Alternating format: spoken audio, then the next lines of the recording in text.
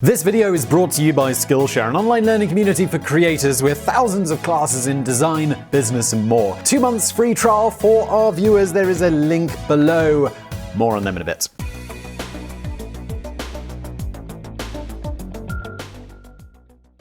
The king of Jerusalem stood captive in front of the Sultan. Next to him, the Lord of Carrick bulked in the sweltering July heat. Earlier that day, a mighty Christian army had been utterly destroyed by the arrow of the Muslims as much as they were by the decaying rays of an eastern sun. The Sultan, renowned for his generosity and his kindness towards his enemies, presented the king of Jerusalem with a most precious gift, at least in that moment, a beading cup of ice-cold water covered in mountain snow. The king accepted the cup and drank from it, then offered it to the Lord of Carrick. The Sultan spoke to the king and said, "This damned man did not drink water with my permission. If it had been so, he would be safe." The Sultan of Egypt and Syria, first of the Ayyubids, victor of Jacob's Ford and Hattin, slowly rose, his hand firmly gripped on the hilt of his sword. His name was Yusuf ibn Ayyub, now immortal in history as Salah ad-Din, or Saladin, the righteous of the faith.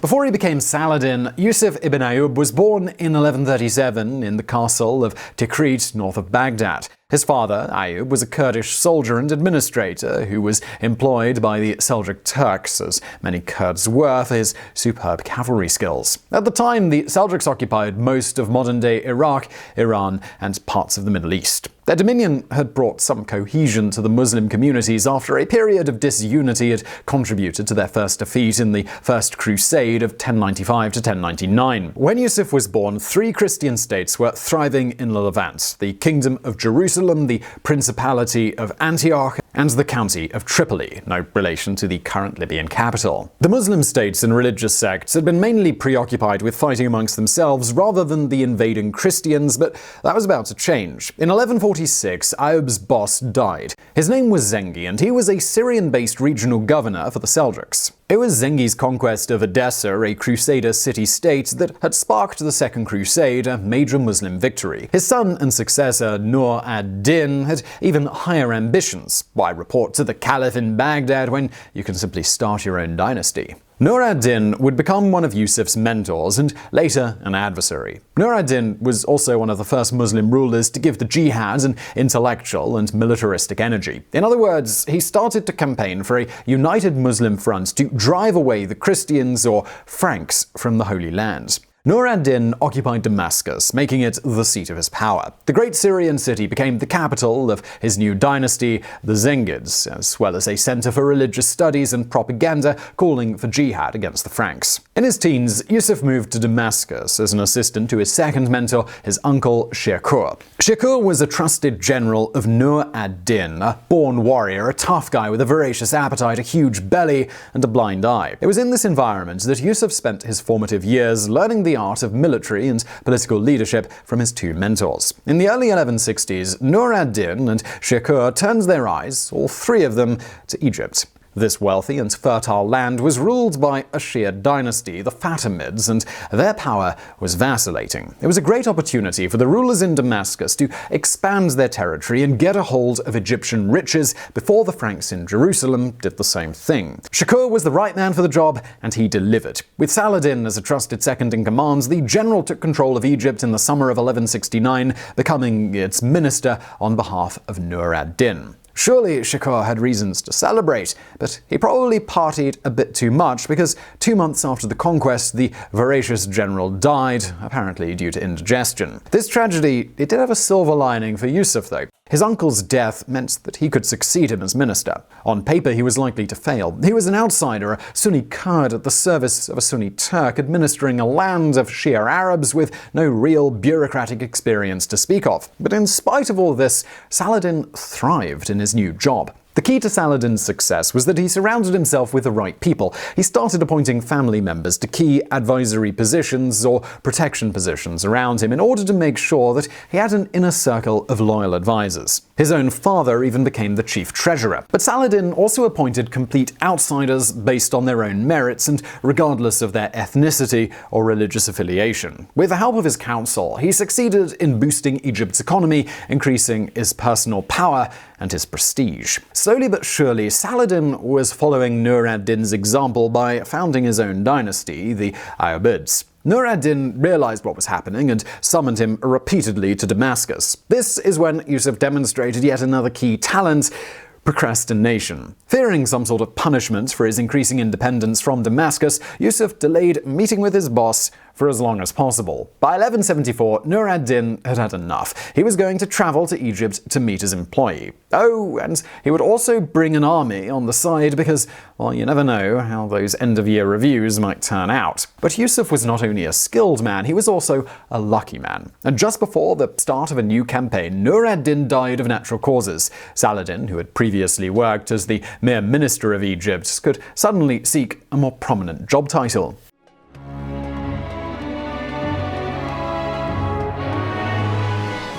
Before the calendars could flip to 1175, Saladin had captured Damascus and was formally recognized by his nominal boss, the Caliph of Baghdad, as the Sultan of Egypt and Syria. In the late 1170s and early 1180s, Saladin expanded and consolidated his power by both military and diplomatic means. His Ayyubid dynasty became a reality. Saladin fought and defeated several rebellious local leaders who did not view him as Nur ad-Din's true successor, with the toughest cookie being Nur ad-Din's son. Saladin laid siege to Aleppo and defeated him in 1183. But that wasn't the end of it. If riches were measured in headaches and thorns in your side, Saladin may have been the wealthiest man in the world. As a Sunni leader, Saladin had to compete with the stubborn resistance from Shia factions in his new territories, which took the form of assassination attempts from, well, the assassins, or more correctly, the Fadan of the Nizari Shia sect. By the way, we also have a video about their founder, Hassan Sabah.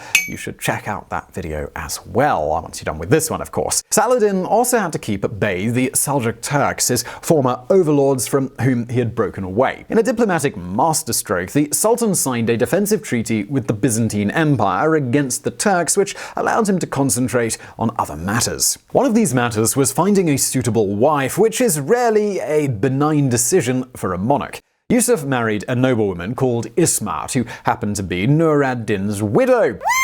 I'm sure these two loved each other to bits, but it's undeniable that the match was extremely convenient for Saladin. Ismat was also the daughter of a previous governor of Damascus, so this move ensured that Saladin be associated with two ruling dynasties, enhancing his prestige. Saladin also had another matter pressing at him: what could be done about the Christian kingdoms? He had continued Nur ad-Din's efforts to rally the Sunni community around the common goal of chasing the Christians away from the Levant, especially from Jerusalem, one of the holiest cities in Muslim worship. Until this point, the idea of a holy war against the West had served as a handy prop to unify his dominions, and now it was time to deliver.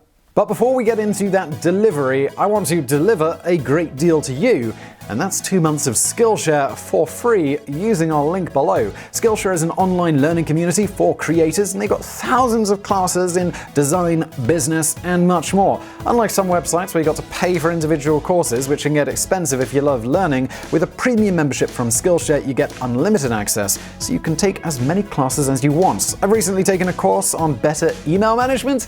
My inbox was getting wildly out of control, and I didn't really know how to tackle it. It was one of those procrastination things, so I went on Skillshare, I found something to sort me out, and now I have an actual system in place rather than the utter train wreck that I had before. The course is called Email Productivity: Work Smarter with Your Inbox. It's by someone called Alexandra Samuel. I'd recommend checking it out. Anyway, join more than 7 million creators learning with Skillshare, learn along with them in groups, and get 2 months for free through the link below. And let's get back to today's video.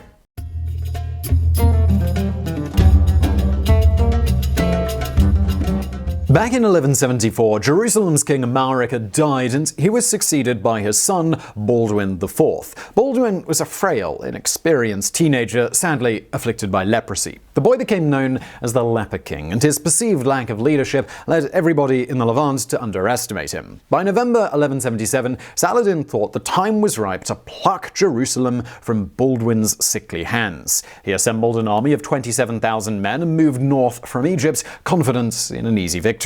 But Saladin had underestimated his enemy. Baldwin gave command of an army to French nobleman Arnaldo de Hatillon, an experienced military leader. Then the two led a small force to Ascalon, south of Jerusalem, to intercept Saladin's march. The Egyptian army encircled the Christians, but did not engage with them. Saladin gave orders instead to march further north and loot 3 villages before reaching Jerusalem. For a renowned general, Saladin had made 2 huge tactical mistakes. First, he had not engaged when he was in a position of strength. He had also allowed his larger army to disperse in enemy territory. Reynald and Baldwin, they escaped the encirclement and raced northwards. The Christians attacked at Montgazard near Ramla on the 25th of November. Saladin's numerical advantage had been neutralized, as much of his forces were still dispersed and his elite cavalry was exhausted from the long trek from Egypt. The Christian knights, they charged the center of Saladin's formation. They were spearheaded by 80 Templars, one of whom was the Bishop of Bethlehem, carrying a piece of the true cross. The victory was total. Saladin's center crumbled under the charge, while Reynald's men seized the supply train of the Egyptians. Saladin himself narrowly escaped capture by riding on a racing camel. This defeat had taught a harsh lesson to the Sultan. Saladin would now focus on further strengthening his sultanate and his army before attempting conquest again. In the meantime, the Franks had grown in confidence, and Baldwin went on to provoke Saladin by building a castle at Jacob's Ford within reach of Damascus. From there, the Christian knights could easily launch raids against the Syrian capital. Saladin was fighting rebels in northern Syria and could not attack when the castle fortifications were still weak.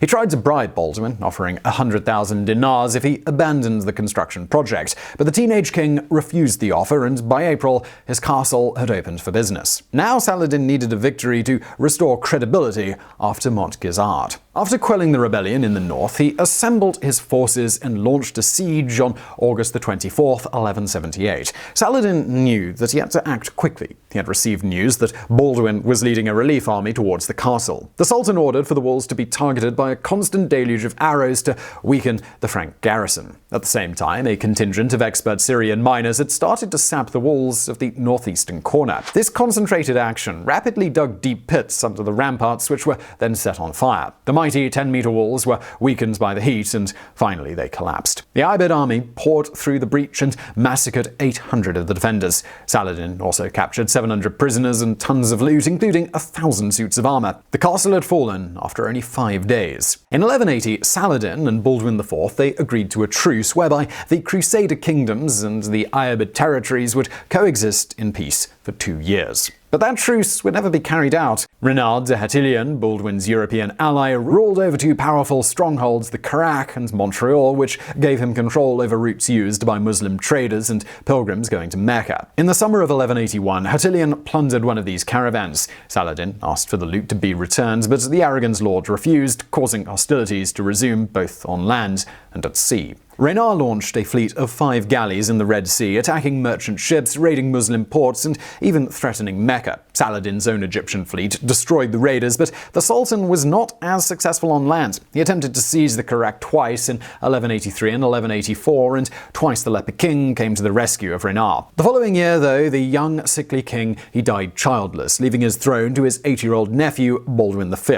The boy's tutor, the Count of Tripoli, negotiated another truce with Saladin. It was a wise move because the leadership in Jerusalem was about to become rather messy. 1 year later, in 1186, the boy king, Baldwin V, died, as did his father. The mother, Sibylla, remarried a French nobleman, a guy named, Guy of Lusignan. And here Hatillon enters the picture again, as he ensured that Guy be named King Regent of Jerusalem. Next, the untamable Reynald did what he was best at, breaking truces and raiding Muslim caravans. But the one he plundered in 1186 was not just any caravan. According to some contemporary sources, Saladin's sister was traveling in it, although this claim is disputed. In any case, it was yet another provocation. King Guy asked Reynald to return the loot and the prisoners to Saladin, but the stubborn lord lord refused. Up to that point, Saladin had taken advantage of the truces with the Christians to complete the conquest of Mosul, which is modern-day Iraq, from a rival Sunni leader. With Mosul under his control, the Sultan had completed the consolidation of his reign, enveloping Jerusalem, Tripoli, and Antioch. Now the Sultan was ready to launch an all-out attack on the Franks. He would not allow this last provocation to go unpunished.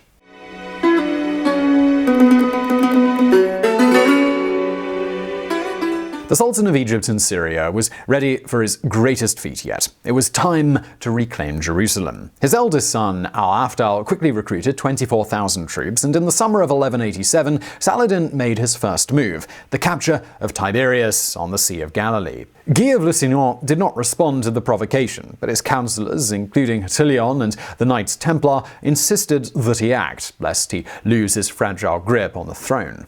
So, at the behest of his European allies, Guy sent 1,300 knights and 18,000 soldiers on a trek of 32 kilometers from Jerusalem to Tiberias. This was an endless march under the ruthless July sun of the Levant across an arid plateau, with all water supplies cut from them by the Ayyubids. Guy had fallen into Saladin's trap. The journey to Tiberias was a living nightmare for the Franks. Saladin's mounted archers targeted them with a constant rain of arrows. According to contemporary writer Imad ad-Din, the arrows plunged into them, transforming their lions into hedgehogs. By the 3rd of July, the Frank army had set up a camp for the night near the village of Hanssen and got some respite. But it was short-lived. On the morning of the 4th, Saladin had ordered his men to set fire to the surrounding grass and brush, choking the Christians and making their thirst even worse. As a further rain of arrows descended upon them, the Christian infantry scattered out of formation. The Templar and Hospitaller Knights tried 2 consecutive desperate charges against the Ayyubid center in a repeat of Montgazard, but Saladin was ready and had his own riders encircle and massacre the Crusaders. By the end of the Battle of Hattin, the mighty Christian army had been crushed. Thousands lay dead, many more were captured and sold into slavery. The Templars and Knights Hospitallers, who had been so unlucky to fall prisoners to the Ayyubids, were beheaded, one after the other, in a relentless display of butchery. The holiest of the relics, the true cross, had fallen into the Muslims' hands. It was after Hattin that Saladin met with the commanders of the Franks, Guy of Lusignan and the despised Raynal of Hatillon. Saladin offered a cup of icy water to Guy, who then passed it to Raynal. Saladin turned to the king and he spoke, "This damned man did not drink water with my permission. If it had been so, he would be safe." This was a clear threat. If the Sultan had offered the water directly to Raynal, the Lord of Karach would have been under his protection, according to the customs of hospitality. But this was not the case. Saladin rose, unsheathed his sword, and with his own hand he cut off Attillion's head. The Sultan then reassured Lusignan, "It is not the wont of kings to kill kings, but that man had transgressed all bounds." In an act of chivalric generosity, which many described as typical of the Sultan, Saladin freed Guy on one condition: to promise he would never again take up arms against the Muslims. The news of the defeat, it soon reached Western Europe. The true cross had been lost, the Frank army was decimated, and Jerusalem was now vulnerable. Saladin moved on to besiege the Holy City, defended by the French nobleman Balian of Ebelin. After Hattin, Balian had fled to Jerusalem to reunite with his wife. In order to cross the Ayyubid lines, he had promised to Saladin that he would not fight the Muslims anymore. As soon as he reached Jerusalem, Queen Sibylla asked him to lead the defense of the city, which he reluctantly agreed to. As Saladin's army approached Jerusalem, Balian sent him an envoy informing him of his decision. Since Hattin, Lusignan had already broken his promise, and now Balian... Well, the Sultan was furious. On September the 20th, 1187, the Egyptian and Syrian army camped in sight of the city walls. In spite of his anger, the Sultan tried to find a diplomatic resolution, but the talks were fruitless and a siege ensued. Throughout September, Balian was able to repel the Sultan's attempts to storm the city walls or tear them down with mangonels and catapults. It was only at the end of the month that Saladin applied his experience from Jacob's Ford. His sappers weakened a section of the walls near the Mount of Olives, which collapsed on the 29th of September. Even still, the Ayyubid army could not force their way through the breach, which allowed for further talks and a peaceful transition for the city. Balian negotiated for 7,000 citizens not to be sold into slavery against a ransom of 30,000 byzants. Saladin agreed, and in an act of generosity later persuaded his officers to free without ransom most of their captives. The remaining western inhabitants left Jerusalem, while the eastern Christians were permitted to remain. Saladin had all churches converted into mosques except for the Church of the Holy Sepulchre. All Christian pilgrims would be granted safe passage from then on, a decision which should have prevented further conflict with the European kingdoms. Saladin had won Jerusalem back for his kingdom, and he had done so with minimal Christian bloodshed. His conflict with the Europeans, it should have ended there. Unfortunately, his plan of peace didn't quite work. After hearing of the capture of Jerusalem, Pope Gregory III allegedly was so shocked that he died of a heart attack. He had just enough breath left in his lungs to call for a holy war.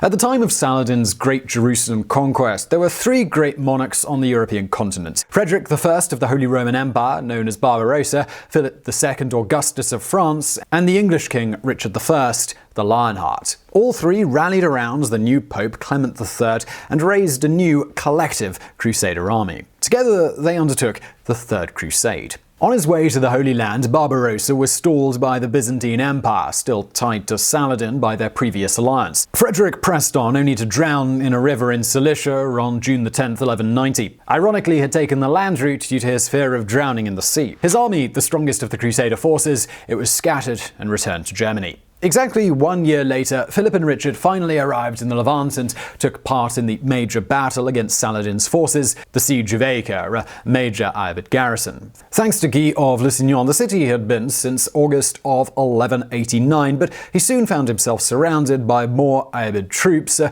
siege within a siege. Richard the Lionheart soon proved to be a perfect match for Saladin's military skills. He could bring to the table a sound strategic mind, effective siege engines, and tons of cash. On his way to Acre, Richard had conquered Cyprus from the Byzantines and then sold it to the Templars. This sweet deal in real estate allowed him to pay for additional sappers that brought down Acre's walls. The city was captured on July the 12th alongside the bulk of Saladin's navy. Richard offered to return more than 2,000 prisoners to Saladin for a ransom, but the Sultan's drawn-out negotiations exasperated the English king, leading to their mass execution. Soon Philip II had to abandon the crusade to deal with threats to his throne back home. Richard was now numerically inferior against the Ayubids, but his campaign would still benefit from a more unified leadership structure. On the other side of the battle, Saladin seemed to have lost his touch. Maybe the Sultan in general, as well as his armies, were simply exhausted after years of incessant campaigning against Christian kingdoms and Muslim rebels. It has been speculated that Saladin had been ill for several years as he began to show symptoms comparable to those of irritable bowel syndrome. Whatever the reasons for this decline, he could not stop the march of the Crusader king from Acre down to Jerusalem. Saladin tried to replicate the success of Hattin, first by harassing Richard's column with hordes of mounted archers, then by engaging in a pitched battle at Arsuf on September 7, 1191. But Richard was not Lusignan. He had ensured one flank of his army was protected by the coastline, avoiding encirclements, and he understood the concept of logistics, meaning his soldiers were unlikely to die of thirst. Saladin did not suffer heavy losses, but the stalemate forced him to withdraw. Richard's army then took Jaffa, where they rested until January 1192. The Lionheart was within reach of Jerusalem by now, but he hesitated to attack. He believed he could take the city, but he was certain his army could not sustain a counterattack. The Crusaders basically did nothing for 6 months, as did Saladin, another sign of his waning decisiveness. Only in July did Saladin reconquer Jaffa, but lost it again to the Lionheart in August. This would be the last time the two leaders would face each other in battle. When I say face each other, I don't mean literally. A number of legends and popular novels depicted Saladin and Richard as best frenemies who remained respectful of each other while engaging in battles and even personal duels. In fact, though, the two never met in person. Even after Jaffa, when the two sides engaged in lengthy negotiations, these were always carried out by envoys. Richard did develop a liking for Saladin at a distance, and it is mainly thanks to him that Europeans learned to appreciate the Sultan as a fair ruler and combatant, embodying the ideals of perfect chivalry. Richard even considered having his sister Joanna engaged to Saladin's brother. The results of the negotiations were not a marriage, but a peace deal that was agreeable to both sides. Richard had fallen ill and was itching to return to England, where his brother John was conspiring with Philip of France to strip him of his lands. Saladin was only too eager to get rid of the Lionheart and gave important concessions. The Crusaders would retain a strip of land around Acre, and he would ensure safe passage for all Christian pilgrims going to Jerusalem. In their last exchange of letters, Richard wrote to Saladin that sooner or later he would return and conquer the Holy Land for good. The Sultan replied, accepting the challenge and writing that if he had to lose his empire to another king, he could not think of a better one.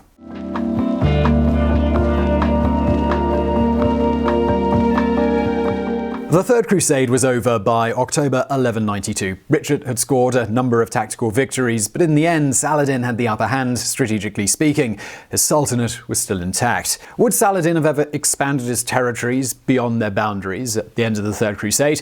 We don't know, as Yusuf ibn Ayyub died 5 months later, on the 4th of March 1193. Maybe it was irritable bowel syndrome, or perhaps it was just sheer exhaustion from constant warfare. The coalition he had built quickly disintegrated as 3 of Saladin's sons took control of Egypt, Damascus, and Aleppo. Other relatives and subordinates squabbled for the remainders. The Ayyubid dynasty ruled until 1260, when it was overthrown by an emerging power in Egypt, the Mamluks. Despite spending much of his time fighting fellow Muslims instead of Christians, Saladin is remembered in modern times as the great adversary of the Crusaders. He was a valiant, fair, and generous military leader, one who did not shy away from bloodshed or even prisoner execution, but one whose conduct in Jerusalem was nonetheless exemplary. In spite of the occasional tactical blunder, Saladin eventually achieved all of his strategic goals. His empire may have crumbled in a span of a few decades, but this may have ultimately been his life's major achievement, to be remembered as a hero both by Islam and Christianity. So I really hope you found that video interesting. If you did, please do smash that thumbs up button below, and do not forget to subscribe. Also, check out our fantastic sponsor Skillshare, link below, and thank you for watching.